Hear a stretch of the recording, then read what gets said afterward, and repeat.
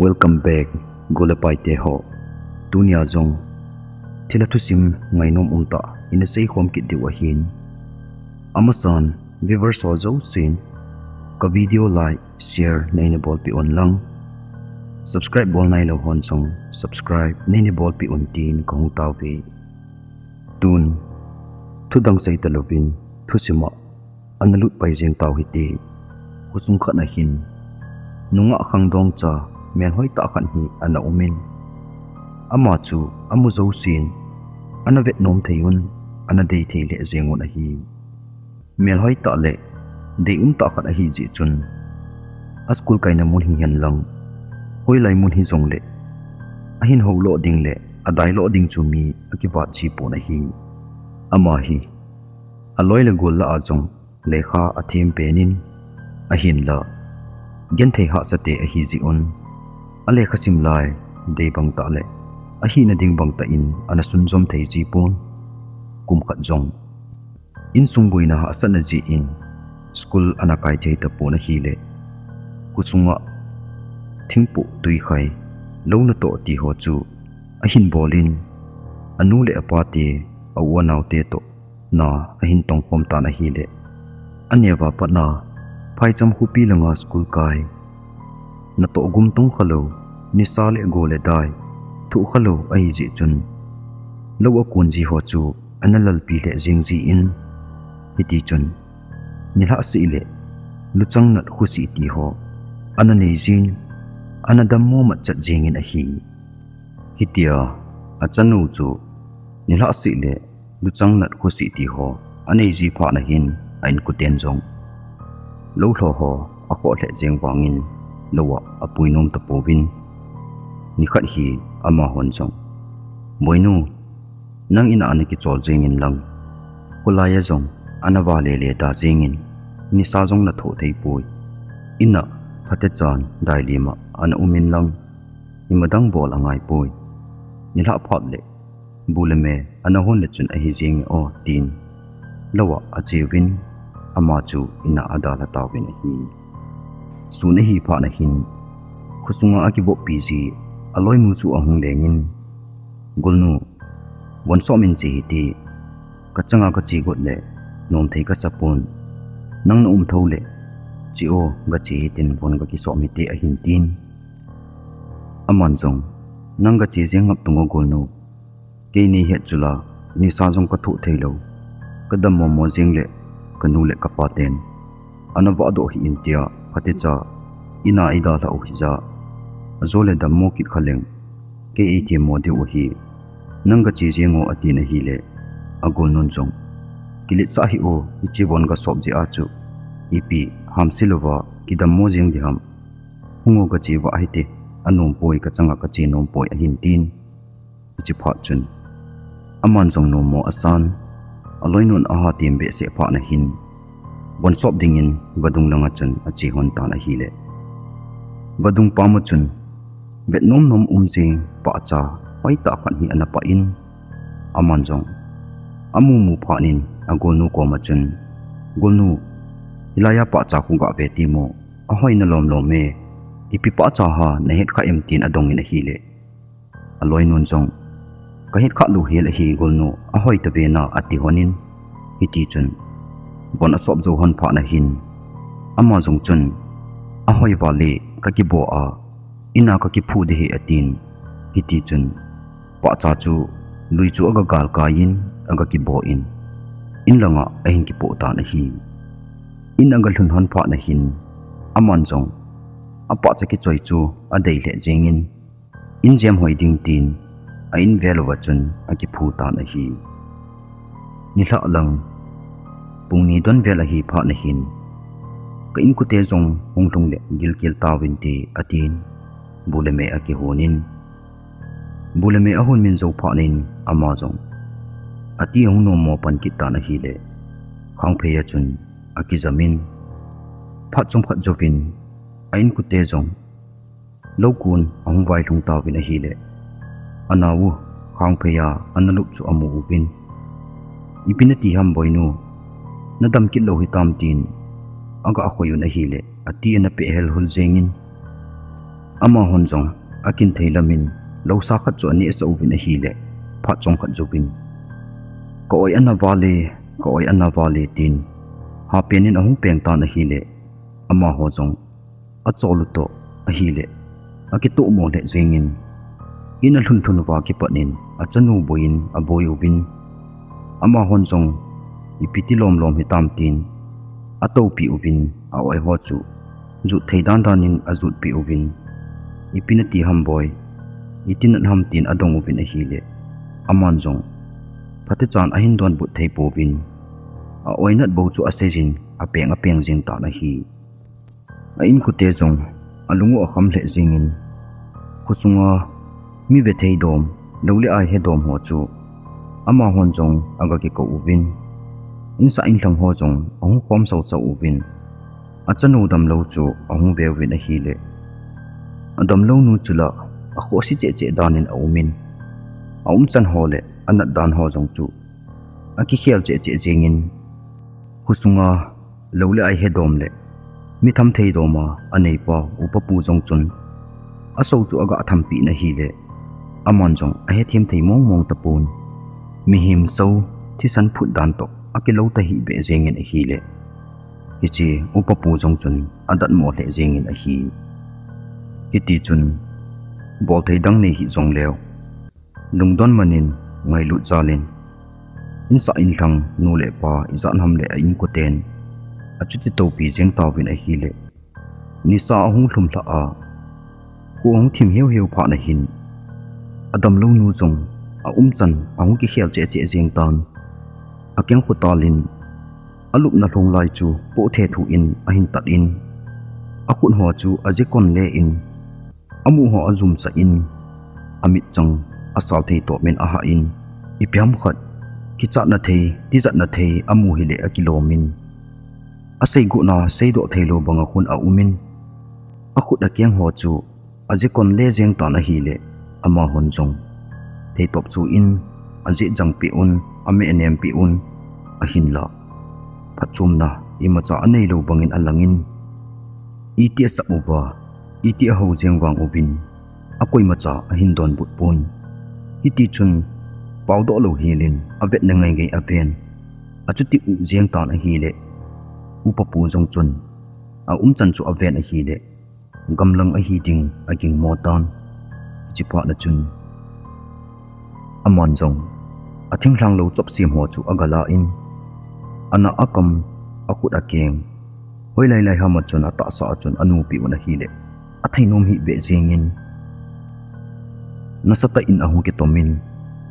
ahung ki thodo gu jeng ta na hi le ama honjong thei top chu in akut le akeng ho achun atu vin alup namuna chun ason lukit uvin alup sa uvin chomkhat jovin ahai ahung nem hlan akut akeng azit sal ho jong chu ahung ngoi thata na hi hiti chun hopi the hi lai jong le khat be ding in mia sita a ahi lo wa chan ho chu ahin khialin ahai ho chu ahung nemin normal ta in amin ho chu ahin singin ahung imu thei ta na hi upapu jong chun pha chom khat nom tan hi ti hin ki chol sa leo chun ahung kha do lang le hopi the hi tan ti boina ha san na om jong le ki hemat man ji naw ti ke jong an nai lo ka hin atin upapu jong chu in langa akile in sa in thang ho jong chu ken khat in langa ache gam ta pin a hi achanu chu ati ho ahung dap thla a noma ahung ki chol thei pha na hin ama hon jong an kine tawte ati ubin ain ku te chun an ahin ne taw bin a hi le an ne lai taw wa hin achanu agonu le anu jong ulain ahung honin adam lo thu ho a hen hon ji chun kidang sata le dat mo ta in adam lo nu vedin anu chonin ahung honin ain kuten bu anani lai ta uchu ahin to honin iti chun itobong hitai mo naw chu pha tam tin ahin dong honin a hi le ama honjong tua hi ai mut pet a hi imacha aboi wal om hi nai hung to honin tin akilam to uvin ain ku ten jong agol nu ko ma chun boy tu ni nagol nu hoya chi hi ne he nam tin ain dong na hi le amon jong mundang awang apo do poi henu kin luya ga chi hite bon ka ki so mi te ka tin ka temin bon ka so monin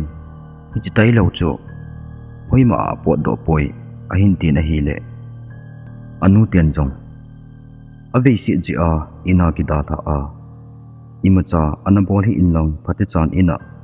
anum hin kenin kya ki da tha a nanawa do ko ko chu ko le e ta chu ahin ti una hi le angol nu jong chu aki phalam le zengin a hi anu ten jong ana hin ne zo uwa ong ki sa chai pha nu wa hin zan pung sa gi lam ana hling tan in sa in hlang mi zan ham le ain ko ten ato pi pi layun adam lo nu jong ong khang do tan ong kha pha nin ho the ong hitan a hin la apau tam nom pon aham ngap chapon alal le zengin a hi anane nu mam boy nagil kelam tia ado ule anjong ane nom pon pha na hung chal chalin a hi le imut pha jong a hitan na tong mi te a hi ji on zan ha sot thi hi koi ma chan a bol zo povin punget pungko lang ang hlin pha nin in sa in thanga dam lo vi a hung leng ho jong akile gam tawin a hi zan a hung so na in sa in thanga ko na hung ho jong akile do gam pha no va hin anu apa chule a u amo thum hin chom khat se atopi ovin anu chun chani se se kineya ichanu jong ahi ti dammo ki jengpi hi igen theito bangsit om tange je atin ama jong chu akingai si le jingin alung akham le jingin a hi ama ho jong asun na to na wa hin alal thei le jingovin apale a upa jong chu ato namun hona chun alu thlu jing hon tan a hi le anu chun chi honin lang rum langa ga imu jing hon tan kin